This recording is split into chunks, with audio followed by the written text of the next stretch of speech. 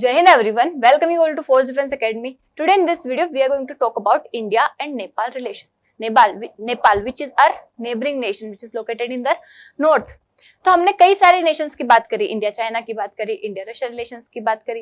देखिए हमने स्टार्ट किया है कि इंडिया के साथ बाकी नेशंस के किस तरीके का रिलेशन है, because today we are living in the era of globalisation, जहाँ पे हर नेशन के साथ मतलब हमारा कुछ ना कुछ कनेक्शन है, किसी के साथ ट्रेड का है, डिफेंस का, मतलब अलग अलग तरीके से हमारा कनेक्शन है, किसी नेशन के साथ फ्रेंडशिप है। तो उन सभी के साथ इंडिया मतलब किस तरीके से डील करता है, क्या हमारी फॉरेन पॉलिसी, क्या हमारी स्ट्रेटेजी से, क्या हमारे कॉन्फ्लिक्ट्स है, किस तरीके से हम डिप्लोमेटिकली चीजों को चलाते हैं, उन सभी के बारे में हम बात करेंगे। और कब पता चलेगा, जब हमें पता चलेगा कि हम किन किन नेशन के साथ कैसा कैसा ट्रेड करते हैं। And being a SSB aspirant it's very much required कि यू हैव अवेयरनेस कि हाँ इंडिया कैसे डील कर रहा है नेशंस के साथ, इंडिया का क्या रिलेशन है अलग अलग नेशंस के साथ।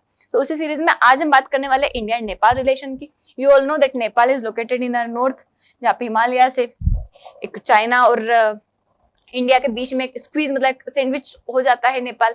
तो हमें डायरेक्ट कनेक्शन जो चाइना से है उसने क्या कर दिया, थोड़ा सा बचा लिया यहाँ पे, ऐसा कुछ है। और अगर हम बात करें नेपाल की तो मतलब हमारा काफी अच्छा दोस्त है नेपाल, ठीक है। बाकी कुछ कॉन्फ्लिक्ट्स अभी रिसेंट टाइम में हमने देखा है रिलेटेड टू मैप, ठीक है। थोड़ा बहुत कुछ पुराना हिस्टोरिकल कॉन्फ्लिक्ट कुछ नहीं है, बस थोड़ी सी प्रॉब्लम है मैप की, जिसमें नेपाल को लगता है कुछ पार्ट उसका है, वहीं इंडिया को लगता है वो पार्ट उसका है, ठीक है। तो बस मैं बताऊंगी वो क्या है, उसके बारे में हमने वैसे कई सारे वीडियोस में डिस्कशन किया भी है, बट आज हम एक और बार कर लेंगे। पहले हम ये देखते हैं कि नेपाल कैसा कैसा हमसे कनेक्शन है, मतलब किन किन एरियाज में हम कोऑपरेट करते हैं, कहाँ कहाँ हम दोनों जुड़े हुए हैं। पहली बात ज्योग्राफी, ठीक है। लैंडलॉक्ड हिमालयन बफर स्टेट है, इंडिया और चाइना के बीच में लोकेटेड। सेकंड थिंग हमारा कल्चर, अगर आप देखोगे तो मेजर पोर्शन मतलब Hinduism Buddhism both are connected, interconnected है, जो कि नेपाल में भी है और इंडिया में भी है। उसके साथ ही सिक्योरिटी, मतलब जो गुरखा रेजिमेंट है नेपाल से, वो इंडिया में क्या करते हैं, मतलब इंडिया प्रोवाइड करते, काफी अच्छा माना जाता है, ठीक है। गुरखा रेजिमेंट जो कि एंग्लो नेपाल जब वॉर हुआ था उस टाइम पे इनकी एफिशिएंसी मतलब इनकी कैपेबिलिटी पता चली थी ब्रिटिशर्स को, ये सर्व करते हैं ब्रिटिश आर्मी को भी और इंडिया में भी, ठीक है, सिक्योरिटी के पर्पज से। उसके बाद इकोनॉमी, वैसे इकोनॉमिक इंटरडिपेंडेंस है, क्योंकि नेपाल जो है देखो एक तो लैंडलॉक्ड नेशन है, डायरेक्टली उसका कनेक्शन ओशन से है नहीं, तो पोर्ट वगैरह के लिए, ट्रेड के लिए, और हमारे देश से मतलब जो ट्रेड जो हम चीजें सप्लाई करते हैं नेपाल को वो काफी ज्यादा एज कम्पेयर टू नेपाल हमें कर रहा है। मतलब ट्रेड के लिए क्या है, एक दूसरे के ऊपर इंटरडिपेंडेंट है कुछ चीजों के लिए। तो ऐसा हमारा कनेक्शन है नेपाल के साथ। अब देखिए नेपाल, इसकी लोकेशन आप देख सकते हैं, इसके ऊपर हमारा तिब्बत वाला रीजन चाइना आ जाता है, ठीक है। बाकी हमारे कुछ नेशन इससे बॉर्डर शेयर करते हैं। ऐसा कई सारी रिवर्स भी ओरिजिनेट होती है, ठीक है, मतलब बहुत सारी रिवर ओरिजिनेट होके इंडिया में आती है, तो उसके लिए मेजर सोर्स बन जाता है। फ्लड मैनेजमेंट से रिलेटेड हो गया, रिवर का वाटर शेयरिंग डेटा हो गया, इन सभी के लिए नेपाल इंपॉर्टेंट होता है। अब देखिए हिंदू हेरिटेज, मतलब और हम देखें कैसे कैसे नेपाल हमसे कनेक्टेड है। तो हिंदू हेरिटेज लाइक यहाँ का जो वर्शिप ट्रेडिशन है, शिव विष्णु, मतलब जो नेपाल के लोगों में और इंडिया के लोगों में काफी ज्यादा क्या है, मिलता जुलता है। मतलब इवन इसको हम रोटी बेटी टाइज भी कहते हैं नेपाल रिलेशन को, मतलब खाने के लिए भी एक दूसरे के ऊपर डिपेंडेंट है। उसके बाद इंटर मैरिजेस होना, लाइक नेपाल के लोग इधर इधर से उधर, कि वीजा यहाँ पे पासपोर्ट लगता है नहीं। इंटरकनेक्टेड मतलब क्योंकि ये जो है काफी ज्यादा जुड़ा हुआ है, तो यहाँ का ट्रेड वगैरह होता रहता है, यहाँ का कल्चर काफी ज्यादा मिलता जुलता है, काफी चीजें हैं। उसके बाद बुद्धिस्ट हेरिटेज की बात करें तो Lumbini which is located in Nepal, birth place of Lord Buddha, वहां पे अशोकन पिलर्स बना हुआ है, अशोक वहां पे गए थे, स्तूप बनाया। तो ये सारी चीजें क्या मतलब क्या बताती है हमें, क्या चीजें रिफ्लेक्ट करती है, इंडिया और नेपाल का रिलेशन, कल्चर टाइप्स, मतलब किस तरीके से दोनों जुड़े हुए हैं पुराने टाइम से भी, ठीक है। उसके बाद पीपल टू पीपल, यहाँ की लैंग्वेज अगर आप देखोगे मैथिली, भोजपुरी, अवध, नेपाली, ठीक है। उसके बाद आपको पता होगा सीता माता का जो मतलब घर था, ठीक है, लॉर्ड राम की वाइफ जनकपुरी, वो भी कहाँ लोकेटेड है, यहीं पे लोकेटेड है। ये सब क्या है, क्रॉस बॉर्डर मतलब इंटर मैरिज होना, एजुकेशनल डायस्पोरा, मतलब ये लोगों का इधर उधर आना जाना चलता रहता है, कई सारी चीजों में cooperation. Now will talk about the history कि हाउ मतलब our relation has been evaluated और कैसी कैसी चीजें बीच में आई। स्टार्टेड फ्रॉम 1814 टू 16, जहाँ पे क्या होती है, एंग्लो नेपाल वॉर होती है, मतलब ब्रिटिशर्स के साथ नेपाल की वॉर होती है। अब वो लड़ाई होने के बाद एक ट्रीटी होती है, ट्रीटी ऑफ सुगाली, ठीक है, ट्रीटी ऑफ सुगाली होती है।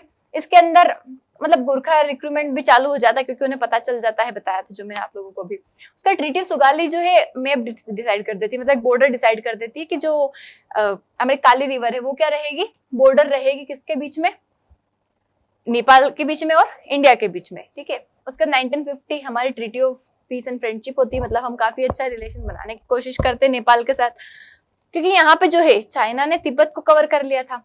अब नेपाल के प्रोटेक्शन के लिए मतलब नेपाल से हम अच्छी दोस्ती कर लेते हैं, ताकि दोनों क्या रखेंगे, सिक्योरिटी का ध्यान रखेंगे। यहाँ पे माओइस्ट इंसर्जेंसी भी हो जाती है, काफी ज्यादा पीस एग्रीमेंट होता है इंडिया का साथ में। फिर 2008 के टाइम पे यहाँ पे फाइनली जो मोनार्की रहती है वो खत्म होती है, ठीक है। मतलब सोचो कितने लेट टाइम पे हो रही है यहाँ पे मोनार्की खत्म।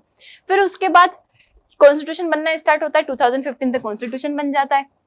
नेपाल का जब कॉन्स्टिट्यूशन बन जाता है, अब वहां पे और अलग अलग चीजें स्टार्ट हो जाती है। लाइक जो मधेसी ये जो कम्युनिटी रहती है, इनको लगता है कि इनका रिप्रेजेंटेशन सही से नहीं है यहाँ पे, मतलब ये अपोज में रहते हैं इस कॉन्स्टिट्यूशन के, ठीक है। तो और इंडिया का करता है, इनको कहीं ना कहीं सपोर्ट करता है, तो थोड़ा सा क्या हो जाता है, फिर से कॉन्फ्लिक्ट हो जाता है। फिर मैप की कंट्रोवर्सी 2020 में नेपाल क्या करता है, जब इंडिया अपनी मतलब वहां पे रोड का कंस्ट्रक्शन करता है इस लिपू लेक वाले रीजन में, ताकि जो लोग मानसरोवर यात्रा के लिए जाते हैं उनके लिए चीजें आसान हो जाए। तो नेपाल को लगता है कि मेरे रीजन में क्या कर रहा है, इंडिया अपना कंस्ट्रक्शन कर रहा है, इंफ्रास्ट्रक्चर डेवलपमेंट कर रहा है। तो यहाँ पे नेपाल जो है अपना मैप चेंज कर देता है, करेंसी को भी चेंज कर देता है। इसमें जो काला पानी, लिम्पियोधुरा और लिपू लेक वाला रीजन है, उसको नेपाल क्या कर लेता है, मैप में ऐड कर लेता है। तो इधर के साइड जो रीजन है ना, यहाँ से इतना सा और ये बढ़ जाता है इसका रीजन, मतलब यहाँ पे इतना हो जाता है। उसके बाद करेंसी के ऊपर भी प्रिंट करना, ये सब चीजें आ जाती है। अब देखिए मतलब हमारे किस तरीके का रिलेशन जो 1950 में जो ट्रीटी हुई थी, जिसके बारे में अभी बताया, उसकी वजह से काफी सारे बेनिफिट्स हुए। लाइक फ्री मूवमेंट हो गया सिटीजन का, बॉर्डर के आसपास जाना, उसके साथ ही एम्प्लॉयमेंट एंड रेमिटेंसेस, मतलब लोगों को इकोनॉमी बढ़ती थी, एक दूसरे देश में जाके कमाते थे, जॉब करते थे। कल्चरल और फैमिली इंटीग्रेशन बढ़ा, नेपाली सिटीजन सर्व करने लगे इंडिया के गोरखा रेजिमेंट में, और पासपोर्ट फ्री था, वीजा फ्री था, ओपन बॉर्डर था। मतलब इस तरीके का रिलेशन काफी फ्री, मतलब कि बस हमारा ही पार्ट है, थोड़ा सा अलग रह रहा है, एक समझ लो कि हमारा स्टेट है इंडिया का। इस तरीके से हमारा सिस्टम चल रहा था आसानी से, बट उसी में कुछ फ्रिक्शन भी थे, कुछ प्रॉब्लम्स भी थी, जैसे कि स्मगलिंग होना, अनरेगुलेटेड गुड्स चले जाना, क्योंकि पासपोर्ट वीजा लग नहीं रहा है, आसानी से कोई भी मतलब फ्रीली इधर उधर जा सकते हैं। Human trafficking network, illegal border crime, फिर उसके बाद एंटी नेशनल एलिमेंट्स। तो ये सारी चीजें क्या हो रही थी, धीरे धीरे ये भी वहां पे देखने को मिल रही थी। वहीं इसके बाद हम ट्रेड की बात करें नेपाल के साथ, तो इंडिया का ट्रेड मतलब इंडिया का एक्सपोर्ट काफी ज्यादा है, ठीक है। आप देख सकते हो नेपाली एक्सपोर्ट काफी कम है, मतलब देख सकते हो नेपाल का उसका इंपोर्ट और उसका एक्सपोर्ट मतलब बहुत ज्यादा अंतर आ जाता है। इंडिया जो है फ्यूल, फूड प्रोडक्ट हो गया, मशीनरी हो गया, मेडिसिन हो गया, कई सारी चीजें सप्लाई करता है। वहीं नेपाल क्या करता है, palm oil, cardamom, T, textile, electricity, ये सब। और नेपाल को अगर यूज करना होगा तो देखो पोर्ट जो है, कोलकाता पोर्ट, विशाखापट्टनम, मतलब इंडिया के जो पोर्ट है वही लोकेशन क्या कर सकता है, यूज कर सकता है अगर उसे इंटरनेशनल सी ट्रेड करना हो तो। उसके बाद कई सारे एग्रीमेंट भी हुए रिवर से रिलेटेड, वाटर शेयर से रिलेटेड, कि कैसे वाटर शेयर करना है, कितना डिवाइड होगा, क्या होगा। जैसे कि महाकाली ट्रीटी हुई, गंडक एग्रीमेंट हुआ महाकाली रिवर के ऊपर, ये गंडक रिवर के ऊपर, कोसी एग्रीमेंट, मतलब ये अलग अलग रिवर के ऊपर हुए हमारे नेपाल के साथ। अब देखिए why Nepal matters for India, India के लिए क्यों मैटर करेगा। तो पहली चीज देखो, चाइना से डायरेक्ट कनेक्शन नहीं हो, बीच में नेपाल आ जाता है, ठीक है। उसके बाद हमारे मतलब इंटेलिजेंस शेयरिंग, हमारा दोनों का हम चाहते हैं कि टेररिज्म ना बढ़े, काउंटर टेररिज्म में दोनों क्या करते, सपोर्ट करते, इंटेलिजेंस कोऑर्डिनेशन करते।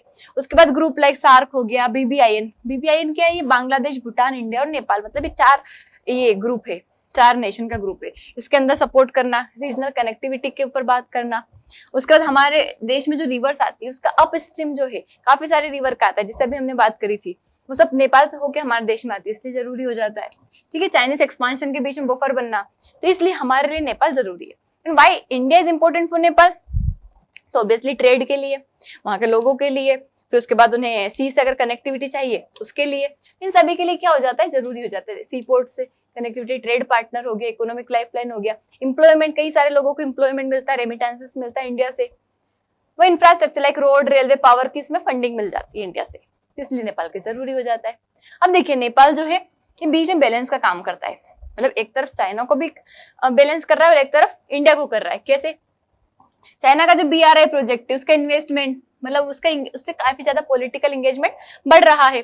वहीं इंडिया जो है उसके साथ पुरानी हिस्टोरिकल टाइज है, BBIN वाला ग्रुप है, इसका रीजनल इंटीग्रेशन है, ओपन बॉर्डर इकोनॉमिक्स चल रहा है। तो एक तरफ इंडिया है, एक तरफ चाइना, और यहाँ पे नेपाल क्या कर रहा है, बीच में दोनों को बैलेंस कर रहा है, बड़ी बड़ी चीजों को। उसके बाद देखिए इसके बीच में डिस्प्यूट आ जाता है कहाँ पे, जो मैंने बताया था, ये वाला रीजन है, यहाँ पे काला पानी, लिम्पियाधुरा और लिपुलेख, क्योंकि जो ट्रीटी ऑफ सुगाली हुई थी 1814-16 के टाइम पे, उसमें क्या हुआ था कि काली रिवर तो बता दिया था कि Kali river would divide the border of India and Nepal, but ये नहीं पता था कि काली रिवर का ओरिजिनेशन पॉइंट एग्जैक्टली क्या है। तो वो नहीं पता था। नेपाल को लगता है कि वो यहाँ से ओरिजिन होती है, अगर यहाँ से काली रिवर ओरिजिनेट होगी तो इधर जितना भी इसके इधर ईस्ट में आ जाता है रीजन, वो सारा किसका हो जाएगा, नेपाल का हो जाएगा। वहीं इंडिया को लगता है कि यहाँ से नहीं बल्कि यहाँ से ओरिजिनेट होती है, तो इन दोनों के बीच में कॉन्फ्लिक्ट चलता रहता है। इसने यहाँ पे पॉलिटिकल मैप भी चेंज कर दिया था, काफी चीजें यहाँ पे दोनों के बीच में टेंशन हो गया था 2020 के टाइम पे। उसके बाद 2015 में भी जो मधेसी कम्युनिटी का प्रोटेस्ट हुआ था, उसमें इंडिया का कहीं ना कहीं डिप्लोमेटिकली सपोर्ट था, तो उसकी वजह से नेपाल को यहाँ पे चीजें इतनी पसंद नहीं आई थी। इंडिया ने अपनी चीजें सप्लाई करना भी बंद कर दिया था, जैसे फ्यूल, मेडिसिन, तो इन सभी की कमी आ गई थी नेपाल में। फिर धीरे धीरे नेपाल का किधर के साइड कनेक्शन बढ़ गया, चाइना की तरफ। ठीक है, स्ट्रेटेजिक मतलब अब इंडिया से नहीं मिलेगा तो उसके दूसरी तरफ देखेगा, वो चाइना है। तो यहाँ पे एंटी इंडिया सेंटिमेंट्स आ गए थे, थोड़ा बहुत ट्रांजिट एग्रीमेंट, ये सारे किसके साथ किए, उसने चाइना के साथ किए।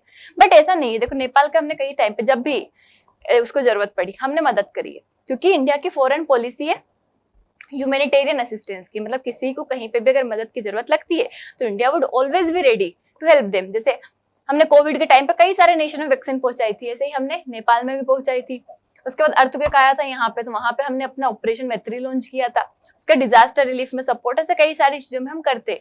नेपाल के साथ साथ कई सारे नेशन का करते, बाकी नेपाल को भी हमने अलग अलग चीजों में सपोर्ट किया है। ये तो मतलब इस तरीके का हमारा कनेक्शन है।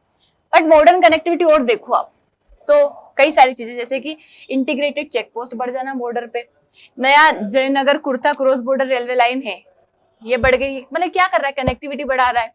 साथ ही एनर्जी के लिए पाइपलाइन जो है मोतीहारी अमलेखगंज पाइपलाइन, इसका यहाँ पे क्या हो गया, स्टार्ट हो गया। और इवन पहली पाइपलाइन है जो कि 2 नेशन को जोड़ रही है साउथ एशिया में। Digital economy, cross border digital financial payment network बढ़ रहा है, मतलब सीमलेस, बिना किसी रुकावट के लॉजिस्टिक्स का ट्रांसफर हो रहा है। उसके बाद BBIN फ्रेमवर्क की जो हम बात कर रहे हैं, cultural tourism like Ramayan, Buddhist circuit, ये सारी चीजें दोनों में क्या हो रही है, प्रिवेल हो रही है। मतलब ये क्या कर रहा है, हमें जोड़ रहा है। तो हमें क्या है, मतलब किस चीज की जरूरत है, एक तो म्यूचुअल ट्रस्ट की, रिस्पेक्ट की, दोनों के सोवरेनिटी की, और साथ ही बैलेंस डिप्लोमेसी की काफी ज्यादा जरूरत है दोनों नेशंस के बीच में, कि हम इकोनॉमिक साइनर्जी रखे, क्योंकि जैसे डिजिटल इंटीग्रेशन हो गया बॉर्डर का, उसके बाद हाइड्रो पावर का ट्रेड, ताकि दोनों के बीच में प्रोस्पेरिटी बनी रहे। काफी सारी रिवर नेपाल से होके इंडिया में आती है, तो उसके बीच में जो हाइड्रो पावर ट्रेड हो रहा है उसके ऊपर हमें बनाना पड़ेगा म्यूचुअल। उसके साथ ही पीसफुल डिप्लोमेसी, इसका भी हमें ध्यान रखना पड़ेगा कि जो है, मतलब पुरानी अगर कोई टेरिटोरियल चीजें चल रही है तो हम उसको बैठ के बातें करके उसको रिजोल्व कर सकते हैं, दोनों एक जगह को यूज कर सकते हैं। क्या प्रॉब्लम है, वैसे भी बॉर्डर में वीजा वगैरह तो है नहीं। उसके बाद चाइना फैक्टर जो आ जाता है, उसके लिए हमें दोनों को बैलेंस करके चलना पड़ेगा, क्योंकि अगर नेपाल चाइना से भी बनाएगा, हमसे भी बनाएगा, तो उसको बैलेंस करके यहाँ पे चलना पड़ेगा। तो that's all about it. I hope आपको समझ आया होगा, वीडियो अच्छा लगा होगा, लाइक शेयर सब्सक्राइब जरूर करना है।